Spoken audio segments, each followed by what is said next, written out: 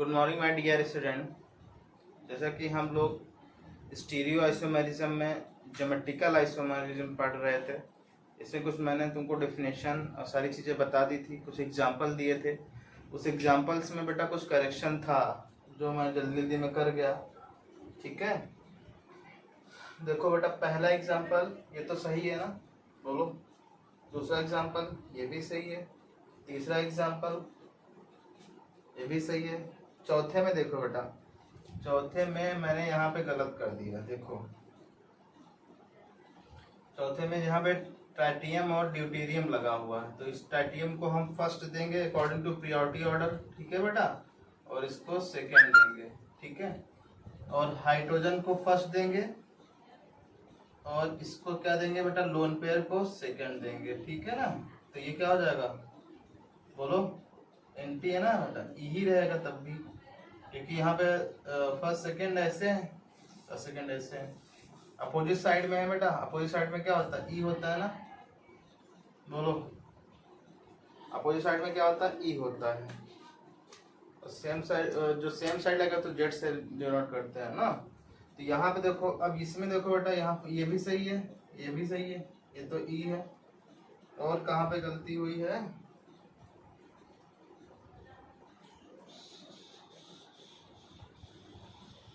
हाँ I think यही सही है। ठीक है, देखना फिर बताना मुझे।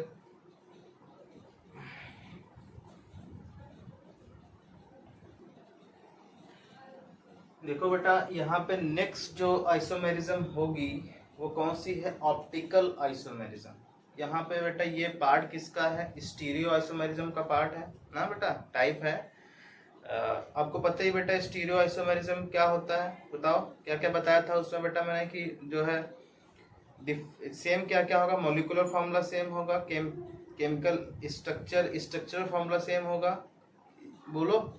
और डिफरेंट क्या होता है, स्टीरियो केमिकल फॉर्मूला डिफरेंस होता है। ठीक है, तो वो होता है स्टीरियो केमिस्ट्री। तो ऑप्टिकल आइसोमेरिज्म में जैसे ऑप्टिकल की बात हो रही, मतलब कुछ लाइट जैसा कुछ चीज यहाँ पे मतलब बताया जा रहा है। ऑप्टिकल मतलब लाइट की वजह से हो सकता है कि उस मॉलिक्यूल में डिफरेंस आ रहा हो, लाइट के प्रति कुछ वो मॉलिक्यूल क्या कर रहा हो बेटा, व्यवहार कर रहा हो, बिहेवियर कर रहा हो। ठीक है, तो उसकी वजह से जो आइसोमेरिज्म होगा उन दो मॉलिक्यूल के बीच, वो कौन सी होगी बेटा, वो ऑप्टिकल आइसोमेरिज्म। बात समझ रहे हो, कि बात ये समझो पहले कि ऑप्टिकल मतलब लाइट के प्रति हो सकता है कि कुछ मॉलिक्यूल लाइट के प्रति कुछ स्पेशल बिहेवियर शो कर रहे हो। ठीक है ना, बात समझ रहे हो बेटा। तो लाइट के का यहाँ पे यूज है। ठीक है, लाइट की वजह से हो सकता है मॉलिक्यूल में कुछ डिफरेंट बिहेवियर आ रहे हों, एक ही मॉलिक्यूल के अंदर डिफरेंट बिहेवियर आ सकते हैं। ठीक है ना, तो ये बात समझो कि पहले तो आप लोग उसकी डेफिनेशन लिखो, क्या है इसकी डेफिनेशन। ठीक है, डेफिनेशन में क्या है, molecules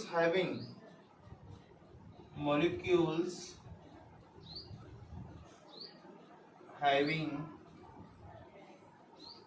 same molecular formula, same structural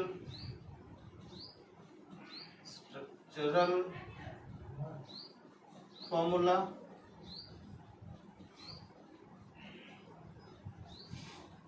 same IUPAC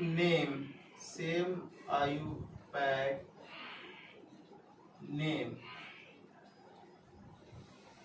but different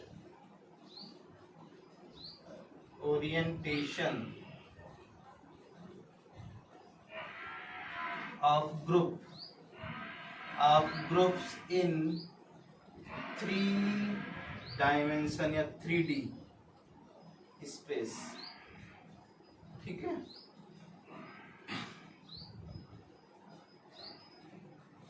और called 3D space about chiral centre, ये याद रखना बेटा, कायरल सेंटर। ये चीज आपको बहुत तरीके से याद रखनी। ये कायरल सेंटर में बताऊंगा अभी क्या होता है chiral centre. About chiral centre और called optical isomers. Optical isomers, ठीक है बेटा। जैसे कि बताया molecule having same molecular formula, ये तो होना ही चाहिए तभी तो आइसोमेरिज्म आती है। स्ट्रक्चर फार्मूला भी सेम है और उसका नाम भी सेम है, बट डिफरेंस क्या आ रहा, different orientation of group in 3D space about chiral centre. ये कायरल सेंटर इंट्रोड्यूस हुआ है ऑप्टिकल आइसोमेरिज्म को समझने के लिए, ठीक है। तो ये आपको समझना है कि कायरल सेंटर क्या होता है, ये अभी मैं आगे आपको बताऊंगा, बट डेफिनेशन तो यही है क्या, जब मॉलिक्यूल सेम मॉलिक्यूलर फॉर्मूला रखेगा, सेम बोलो बोलो सेम जो है स्ट्रक्चरल फॉर्मूला उसका होगा, सेम आईयूपैक नेम होगा, बट डिफरेंट जो ग्रुप उस पे चारों तरफ लगे हुए हैं उनका ओरिएंटेशन किस तरीके से है, और उन ओरिएंटेशन का जो ओरिएंटेशन है इसके अबाउट कायरल सेंटर के अबाउट। कायरल सेंटर क्या होता है ये मैं अभी आगे बताता हूँ आपको, ठीक है। ये क्या कहलाते हैं, ऑप्टिकल आइसोमर्स कहलाते हैं। जैसे आपको ज्योमेट्रिकल आइसोमर्स होते थे, स्ट्रक्चरल आइसोमर्स होते थे, वैसे ही क्या होगा बेटा बोलो, ऑप्टिकल आइसोमर्स होंगे, ठीक है। बात समझ रहे हो। तो ऑप्टिकल आइसोमर्स समझने के लिए आपको कायरल सेंटर समझना पड़ेगा, ऑप्टिकल एक्टिविटी समझना पड़ेगा, ठीक है बेटा। तो देखो optical condition of optical isomerism क्या होनी चाहिए, कंडीशन बताओ। कंडीशन ऑफ ऑप्टिकल आइसोमेरिज्म, सबसे पहली कंडीशन ये है बेटा कि क्या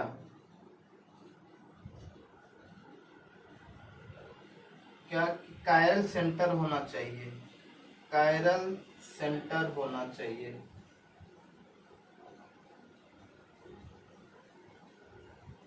कायरल सेंटर होना चाहिए, ठीक है, या कायरल कार्बन होना चाहिए, कायरल कार्बन। दूसरी है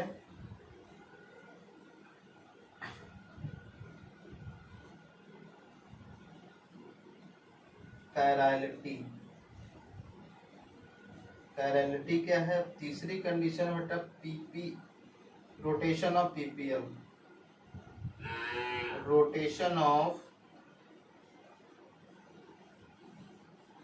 पीपीएल, इसको बोलते हैं बेटा plane polarised light, okay, plane polarised light, ठीक है, ये आप लिखो।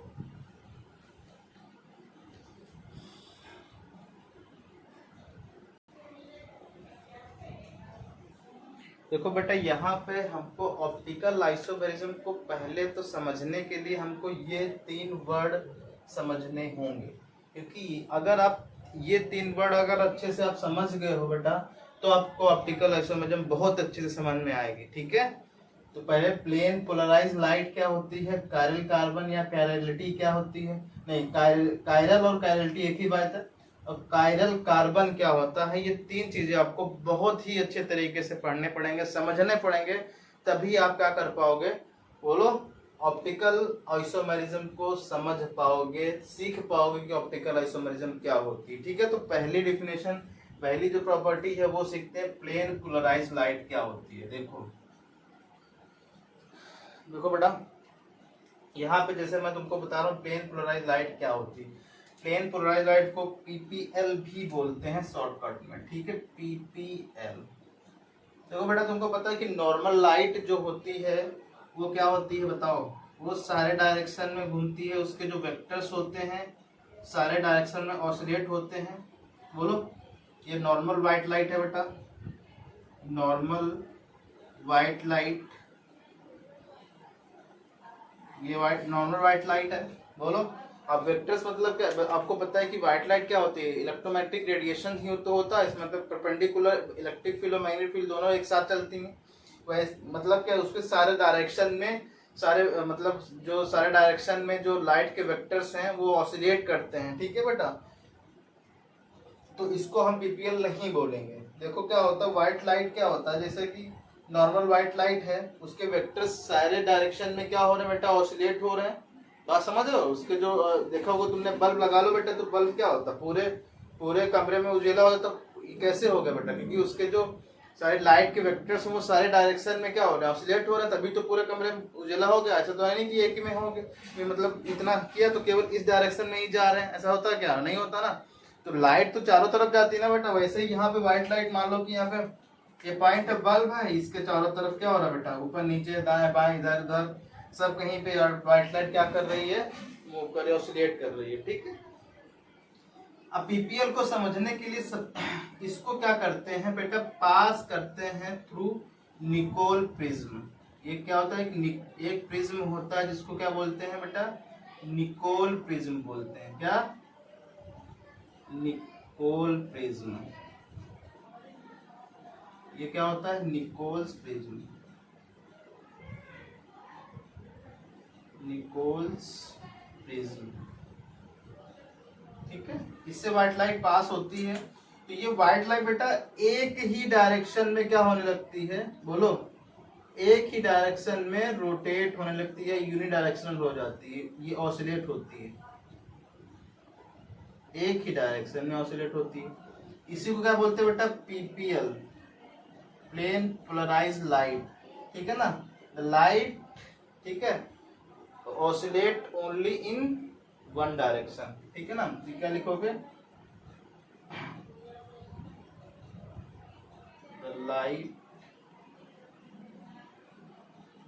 Oscillate only in one direction. या इसको बेटा यूनि डायरेक्शन भी बोलते हैं, और यूनि डायरेक्शन लाइट, ठीक है। बात समझ रहे? ये भी समझ पाया कि नहीं बेटा? देखो क्या होता है आपके घरों में, जैसे देखा होगा आपने कि जो विंडो रखी होती हैं उसमें पहले क्या होता था बेटा, विंडो में क्या होता था, ये बार्स लगे रहते थे, रॉड लगे रहते थे ऐसे, ठीक है। तो मान लो कि हम अब तुमको निकोल प्रिज्म का काम बता रहा हूँ मैं। इसका काम क्या है बेटा, यहाँ पे नॉर्मल लाइट है बेटा, तो नॉर्मल लाइट तो इसके जो ऑसिलेशन है, इसके जो लाइट है, इसको सारे डायरेक्शन में मूव कर रही, इधर भी उधर भी उधर भी, सारे डायरेक्शन में मूव कर रही। बट इसको जब क्या कर देते हैं, निकोल प्रिज्म में पास कर देते हैं, तो ये क्या निकोल प्रिज्म क्या करता है, केवल एक ही डायरेक्शन की लाइट को बचा पाता और सारे डायरेक्शन की लाइट को फिल्टर कर देता है, अंदर जाने नहीं देता। जैसे कि बेटा यहाँ पे मैंने बना दिया, ठीक है ना, ऐसा बना दिया। तो यहाँ तुम सोचो बेटा कि यहाँ इससे क्या करो, जैसे ये है, ठीक है, ये ले लिया और एक और ले रहे हैं, देखो ऐसे, ये देखो, ये 3-4 पिन ले लिया बेटा ऐसे। ये मान लो व्हाइट लाइट है या ऐसे, ठीक है, ये व्हाइट लाइट है, एक ऐसे। तो मान लो कि सॉरी, ये व्हाइट लाइट, ठीक है बेटा। अब ये जैसे ये मान लो ये क्या है, विंडो है, विंडो में ये क्या बार्स, लोहे की बार्स लगी हैं। तो बताओ इसमें से कौन सा जो पेन हो या व्हाइट लाइट वेक्टर होगा वो पास होगा, बताओ। ये वाला पास होगा, रेड वाला, क्योंकि रेड इसके परपेंडिकुलर है। तो वैसे ही अगर समझो बेटा, यहाँ पे हम इसको इस तरीके से बना दे, ठीक है। तो इसको अगर इसको उठा के पास करोगे तो ये वाला ही क्या होगा, इसमें अंदर जाएगा और सारे फिल्टर हो जाएंगे, अंदर जा ही नहीं पाएंगे, वैसे समझ लो। तो वैसे ही निकोल प्रिज्म का काम क्या होता है कि जो दूसरे जो इस ये जैसे नहीं दिख रहा तुमको, मतलब ये समझ लो इस टाइप का दिख रहा है, कितना इसमें माइक्रो होल्स होता है कि केवल व्हाइट लाइट के एक ही डायरेक्शन, जैसे यहाँ पे नॉर्मल लाइट आ रही है, ठीक है बेटा, तो इसको केवल एक ही डायरेक्शन में क्या कर देते हैं, ये जब इससे पास होगा तो केवल एक ही डायरेक्शन वाले क्या होते हैं, व्हाइट लाइट एक ही डायरेक्शन वाली बसती है, एक ही डायरेक्शन वाले वेक्टर्स बसते हैं, पीपीएल। इसी को क्या बोला जाता है बेटा, पीपीएल बोला जाता है। पीपीएल में क्या बोला जाता है, जो क्या होगा, the light oscillate only in one direction, कि जब लाइट क्या हो बेटा, केवल एक ही डायरेक्शन में, एक ही प्लेन में क्या हो, मूव करे, तो उसको क्या बोलते हैं, पीपीएल बोलते हैं। बात समझ गई इतना? बोलो बेटा, समझ में आ गई सबको? पीपीएल समझ में आ गया क्या होता है? अब ये पीपीएल जो है प्लेन पोलराइज लाइट है, इसको जब हम किसी ऑर्गेनिक कंपाउंड से पास करते हैं, किससे बेटा? ऑर्गेनिक कंपाउंड से। किससे पास करते हैं? ऑर्गेनिक कंपाउंड से। यहाँ पे क्या लिखा है, ये क्या भरा हुआ बेटा? Organic compound. ये ऑर्गेनिक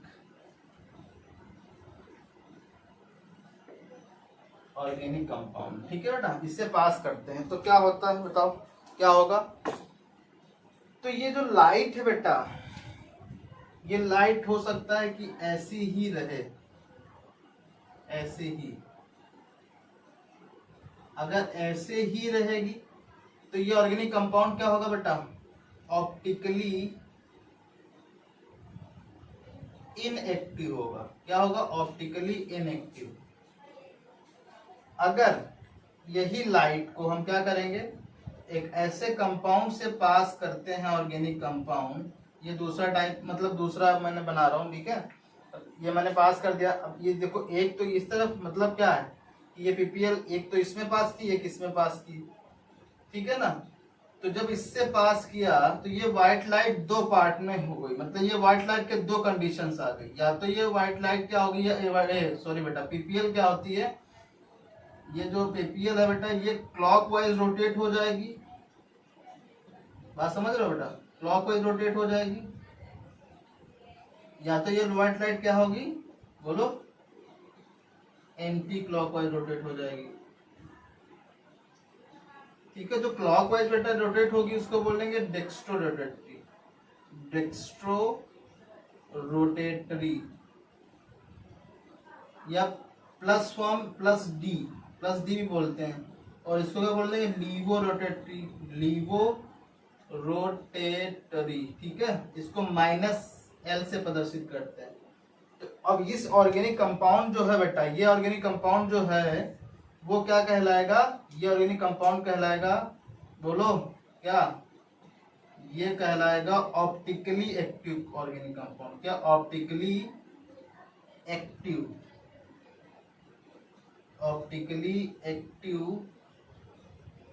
ऑप्टिकली और एक्टिव ऑर्गेनिक कंपाउंड है। बात समझ रहे हो बेटा? क्या कि जैसे अब देखो, ऑप्टिकली एक्टिव आया तो या तो ये जो ऑर्गेनिक कंपाउंड है उस पीपीएल को या तो क्लॉकवाइज डायरेक्शन में घुमा देती है, या तो एंटी क्लॉकवाइज डायरेक्शन में घुमा देती है। तभी तो क्या होगा बेटा, इसके अंदर कुछ प्रॉपर्टी है, ऑप्टिकल की तभी तो प्रॉपर्टी है, लाइट की तभी तो प्रॉपर्टी है, तभी तो इसके अंदर आइसोमेरिज्म आएगा। कौन सा? ऑप्टिकल आइसोमेरिज्म आएगा, तभी तो। लेकिन कुछ ऑर्गेनिक कंपाउंड होते हैं कि जो फर्क ही नहीं पड़ता है, मतलब अगर उस पर पास करोगे तो कोई फर्क नहीं पड़ेगा, सीधी लाइट, व्हाइट लाइट है वो सीधी चली जाएगी, ठीक है। और ये क्या होगा, बोलो? ये सब हो सकता है जो जो ऑर्गेनिक कंपाउंड ऑप्टिकली एक्टिव होगा वो क्या कर देगा, बोलो? वो क्या कर देगा बेटा? वो या तो मतलब व्हाइट लाइट को क्लॉकवाइज डायरेक्शन में घुमा देगा, या तो व्हाइट लाइट को क्या कर देगा? एंटी क्लॉकवाइज डायरेक्शन में घुमा देगा। ऐसे कंपाउंड को क्या बोलते हैं? ऑप्टिकली एक्टिव ऑर्गेनिक कंपाउंड बोलते हैं। और जो ऑर्गेनिक कंपाउंड व्हाइट लाइट को किसी भी डायरेक्शन में रोटेट नहीं करता है उसको क्या बोलते हैं? ऑप्टिकली इनएक्टिव कंपाउंड, ठीक है। बात समझ में आ गई? तो ये अच्छे समझ में आया।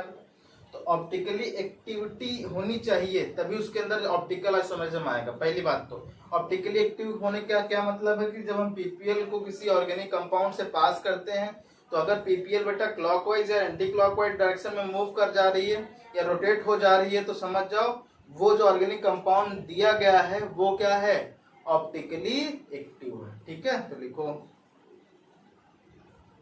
और एक बात और, ये जो पूरी चीजें हो रही बेटा, ये ऑप्टिकली एक्टिव है, ऑप्टिकली इनएक्टिव, ये एक्सपेरिमेंटल होती है। आप ऐसे देख के नहीं बता सकते, आप इसको प्रॉपर एक्सपेरिमेंट होगा।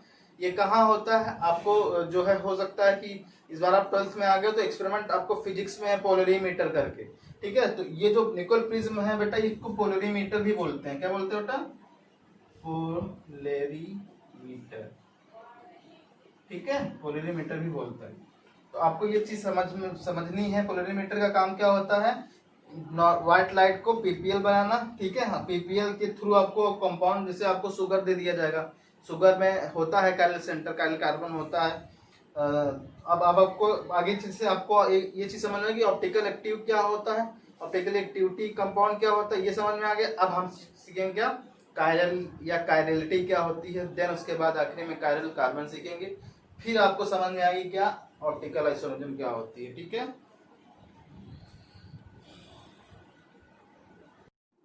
अब देखो बेटा, यहाँ पे जो दूसरी प्रॉपर्टी है वो कौन सी है, बोलो। ऑप्टिकल आइसोमरिज्म को समझने के लिए दूसरी प्रॉपर्टी क्या है बेटा, कायरल और chirality.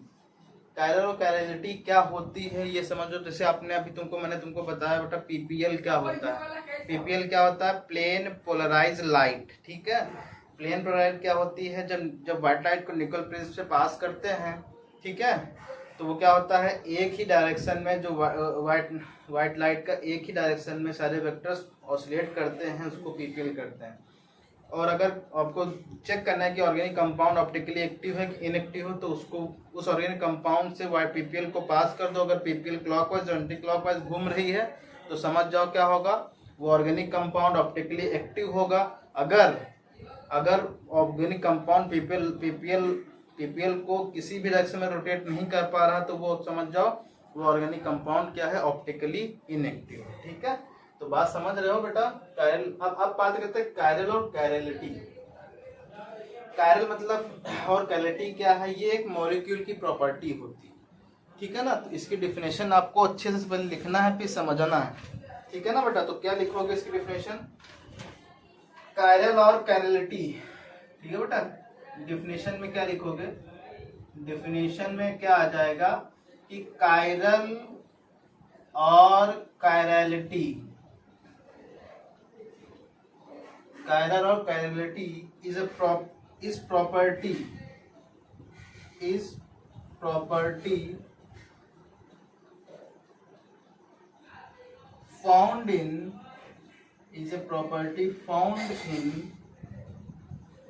found in a molecule or an object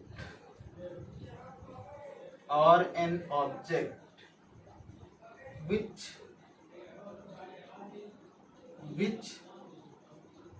it cannot superimpose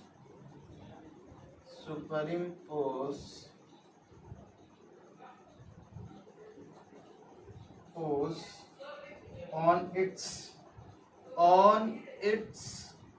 own, OWN है बेटा, याद रखना, मिरर इमेज।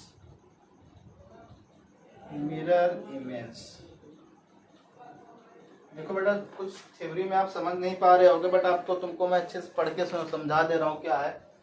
कायरल और कायरलिटी इज ए प्रॉपर्टी, ठीक है। कायरल और कायरलिटी क्या है बेटा, एक प्रॉपर्टी है, गुण है, ठीक है। फाउंड इन ए मॉलिक्यूल, जो क्या पाया जाता है बेटा, बोलो।